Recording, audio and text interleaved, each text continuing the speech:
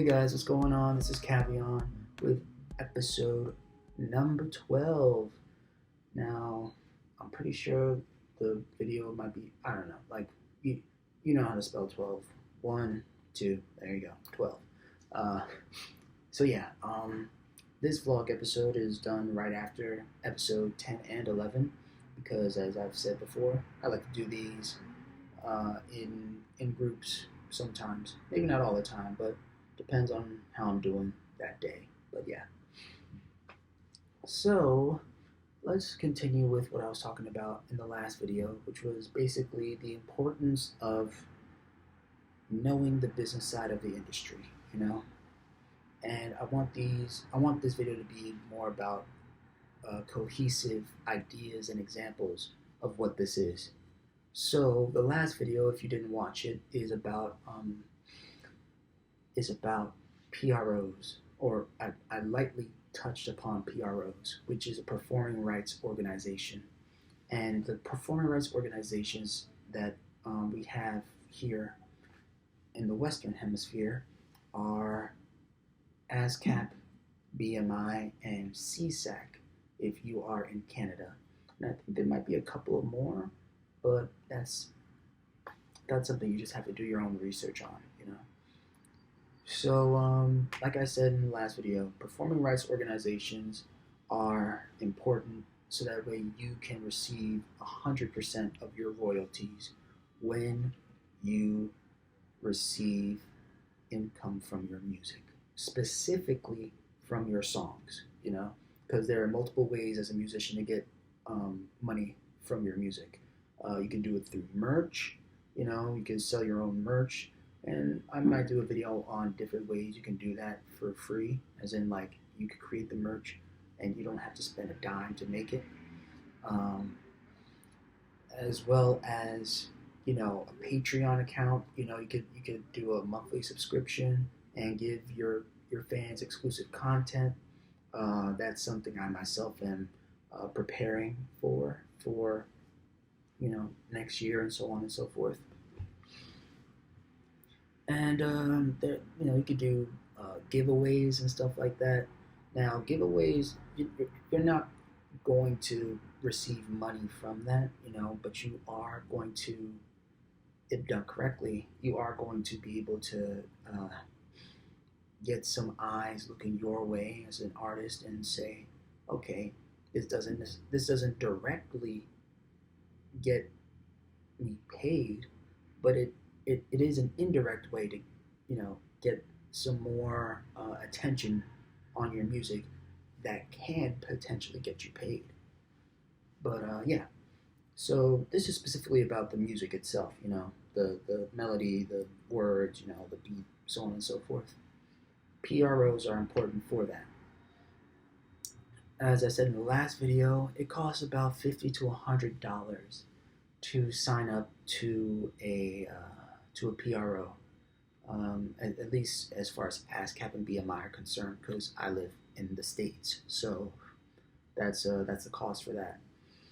Now, there's an option to be signed up as just an artist or as an artist and a publishing company, in which you can create your own publishing company, LLC, and, you know, that's it. It's weird because for an artist, it's one of those things where it's a blessing, you know. It can be seen as a curse too. It can be seen as a blessing and a curse, but it's pretty good because as an LLC outside of music, from what I understand, what little I've been told, it costs significantly more to get an LLC, you know, anywhere between $200 and $2,000, something like that. It could just be a lot, but I think that depends on the business that you are getting into, right? So if you are a musician, you don't have to worry about the cost of getting the iPhone manufactured, right? You just have to worry about the cost of getting your music onto iTunes for the iPhone user to have access to, right? So each business is different. But it's $50, you know. I know like last weekend I spent $50 when I went out to grab some food and grab drinks at the bar. So $50 goes like that.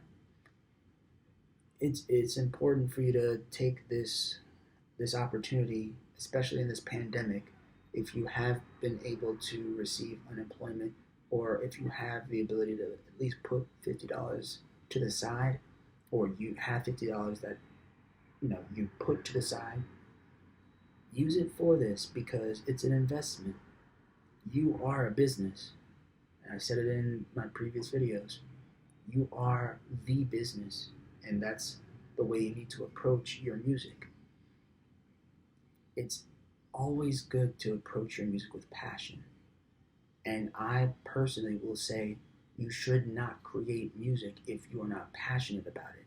If you do not have something to say, if there is not passion in your words to express yourself, music isn't for you. It's really not the business for you. You know, just like a Shopify store with random, products isn't for me. It might be able to make me money if I do it right, but I'm not passionate about it. And you shouldn't do stuff that you're not passionate about, especially when it comes to music. When it comes to music. Now, when it comes to music business, it's a business. Another thing, aside from the PROs, that you need to be aware of are distribution companies. There are about 20 different distribution companies to choose from when it comes to getting your music out there. Distribution companies are companies that you submit your music to, oftentimes for a price, not an expensive price, but for a price. And they put your music out there to be listened to by the world. So when you're doing that, right? When you're looking for a distribution company, there are things you need to look for. Does this distribution company, is it a fee? Is there a sign up fee? How much is that sign up fee? Is it a one time fee? Is it a monthly fee? Is it a yearly fee? Now, once you figure out that first section, right, of sign up, once you figure out how much it is and the pros and cons to that, next section of that distribution company, how much does it cost to put your music out on these platforms? Is it free? Is it a certain dollar amount for a certain number of tracks? Is it free, but is the company a monthly subscription? And if you don't keep up the monthly subscription, do they take down your song? In which case, a lot of the time that's yes. What I mean by that is, let's just say you got a music distribution company called Music Distribution 123, right? Obviously, that's not one that's out there. I'm just making it up. Music Distribution 123. And they say, welcome, this platform is for you to get your music out there on Spotify, Apple Music, Deezer, Tidal, so on and so forth. In order for you to get your music out there, you just need to sign up, and it's $25 a month, $25 a month, or $130 for the year or something like that. Whatever deal they might have if they do a yearly subscription, right? And they say, and no cost to submit your music. So if you submit your song to be placed in Spotify and Apple Music and all those, it's completely free. But then somewhere at the bottom it says real small, as long as you pay your subscription. That's an example of what I'm saying. Once you figure out which distribution company does this and, does it properly or does it in the way that you like, and all that's figured out. So remember, we already figured out the sign-up fee. It could be a free sign-up, monthly subscription, yearly subscription, something like that. That's figured out. The second part we just figured out is how much does it cost to put your music out there on a platform? Is it free? Is it a certain cost for a certain number of songs, between like maybe 1 and 5 songs, or 7 and 10 songs, something like that? Once that, or whatever, once that's figured out, that's done. Now the third section of that music distribution company is how much percentage of your royalties do they get to claim? In the last video, I talked about how there are percentages, right, or points on a record or an album, where a producer can get up to 5 points or 5% per record and 2% per album, depending on how many tracks they worked on, right? Same thing with the distribution company.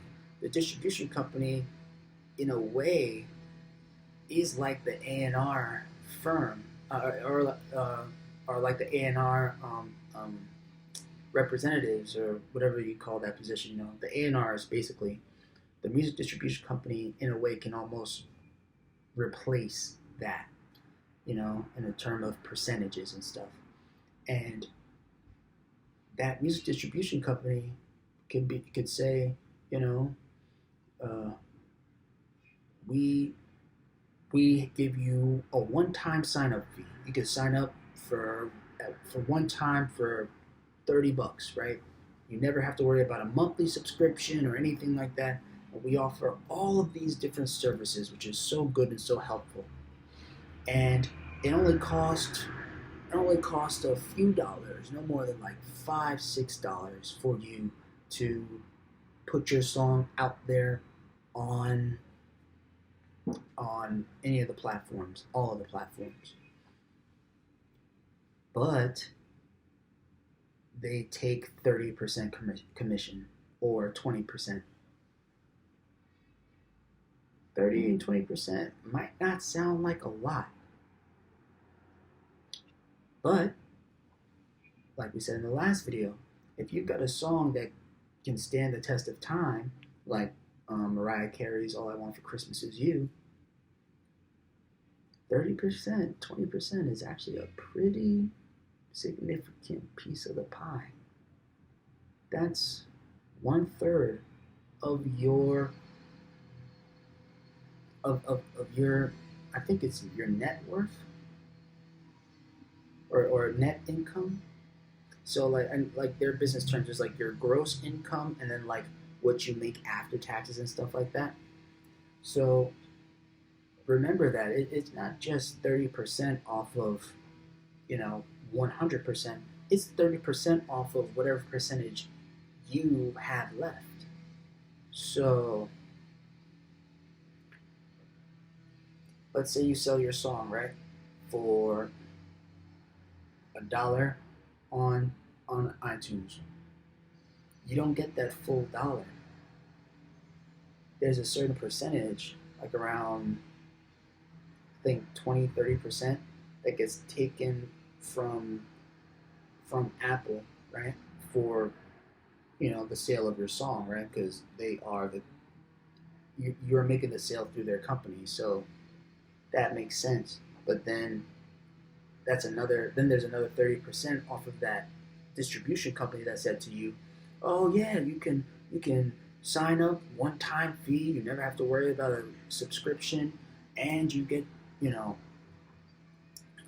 to post your song for $10 or $5, and it's up there forever, but we get 30%. So in hindsight, and this is just being very ballpark figure, this is very general, we're not even getting into like the details of serious percentages and taxes and all like that. We're not even talking about that. That company gets 30%, and then the 20 to 30% that's coming off of iTunes and stuff, that means you're seeing less than half of that dollar. And that's generous. Like we're talking in a generous,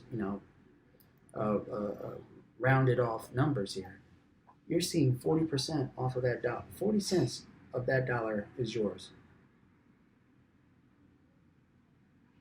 It's important for you as an artist to do that research. You need to make sure you know that your distribution company isn't screwing you out of your money just to put your music out there, because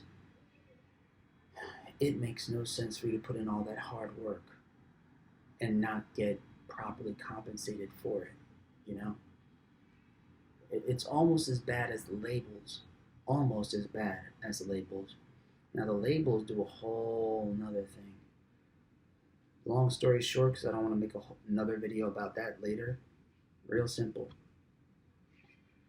If you're an artist who's got some good material, you're marketable, things like that, and a record label picks you up, then they give you an advance, right?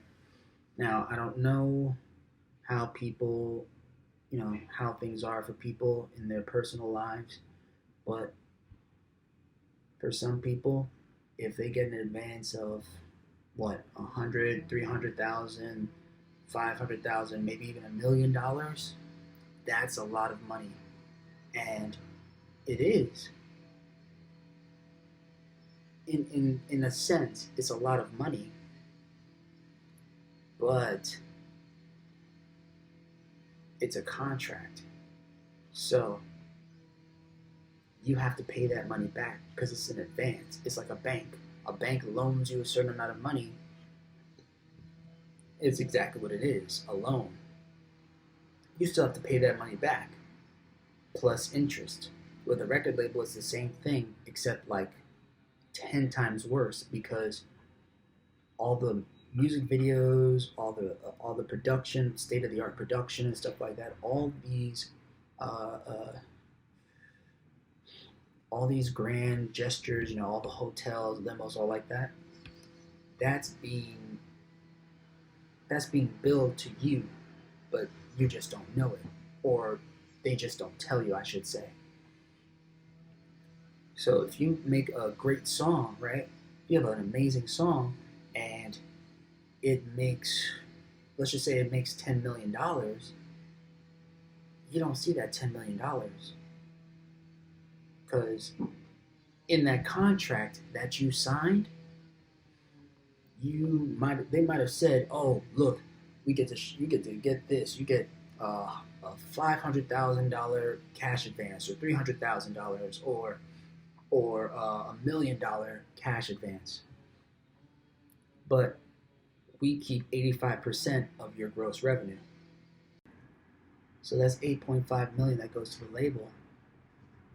You see 2.5 million, and then that, I think at some point it gets taxed.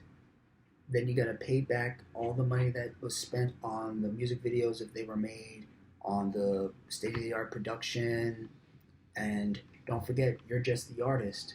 If you weren't producing the song yourself, if you didn't have a contract with a mixing and mastering engineer to say, I'm just paying you hourly instead of percentages, then the engineer gets a percentage of it, all like that. It's it's a lot of money that comes out of it. Now, if you're an independent artist and you're not signed up to a label, like I said, you only see 40%.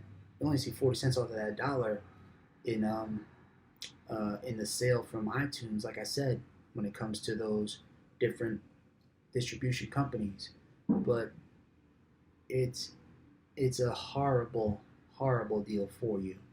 A lot of the times, these artists either end up going nowhere because they can't pay back the debt that they owe to the label, and they can't release any more new music, or they end up doing things on their own. They either create their own label, they create their own home studio, uh, they they end up going into business, something else.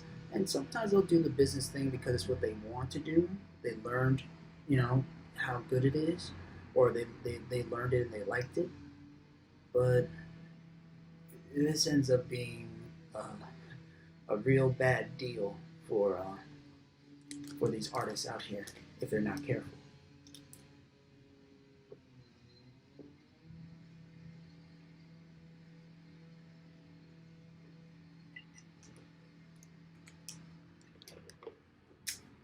Sorry, I was thirsty. But yeah, you definitely got to make sure this is a business that you learn. I can tell you from experience, I've been learning about this business since 2016. It was in it was in 2016. I want to say early mid 2016, maybe even late 2016, but in 2016 at some point. I had signed up to ASCAP to as an artist and publisher, and then I found a distribution company that does free sign up, free distribution, and you keep 100% of your royalties. And if your song or if your music starts to generate some buzz, right, some positive feedback, then then this distribution company will approach you with a recording contract or something like that. And that's not my goal. My goal is to be as independent as possible. Like, I personally want to have um, a section of my loft apartment, as you all know in previous videos. If you've watched them, I have my dream loft in mind. I want to have a section of my loft to be my home studio. Um, I'll pay someone to be the engineering, the sound engineer, do the mixing and mastering and stuff like that. I know how to produce my music myself already, so I'm not worried about having to split a percentage for that. I write my own songs, I sing them myself, so on and so forth. Excuse me. So it ends up working out for me pretty well. So yeah, it's always important to really get an understanding of what happens on the business side. And the thing that these labels offer, because I'm not going to say they don't offer anything, what they offer is kind of